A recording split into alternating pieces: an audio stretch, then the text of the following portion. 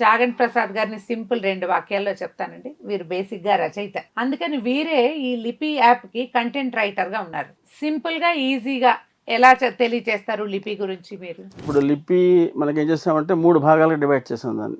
పిల్లల కోసం ఒకటి, కొంత తక్కువ స్టాండర్డ్ తగ్గించదాన్ని చాలా సులభమైన తెలుగులోను, ఇంగ్లీష్లోను, హిందీలోను 3 లాంగ్వేజ్లో పెట్టాం దాన్ని. 3 లాంగ్వేజెస్ పెట్టాం. తర్వాత ఇంటర్మీడియట్ స్టేజ్ అంటే కొద్ది కథ పెద్దది ఉంటుంది, కొద్ది ప్రశ్నలు ఎక్కువ ఉంటాయి. థర్డ్ స్టేజ్ అడ్వాన్స్ స్టేజ్ ఏంటంటే కథ ఏం ఉండదు, కానీ చాలా మందికి మహాభారత రామాయణం తెలుసు కాబట్టి ప్రశ్నలు, సమాధానాలు, ఎక్స్ప్లెనేషన్ ఉంటాయి. పూర్తి ఎక్స్ప్లెయిన్ చదువుకుంటే చివరి దాకా మహాభారతంలో ఆ చాప్టర్ అంతా మొత్తం దాంట్లో అవగాహన అవుతుంది వాళ్ళకి కూడా. అంటే ఏ పర్వానికి ఆ పర్వం విడగొట్టాం. రామాయణాన్ని ఈజీ స్టెప్స్ లో మనం నేర్చుకోవాలంటే ఈ లిపి అనేటువంటి యాప్ ని డౌన్లోడ్ చేసుకోవాలి. చిన్నపిల్లలు, పెద్దవాళ్ళు అందరూ ఆడొచ్చు.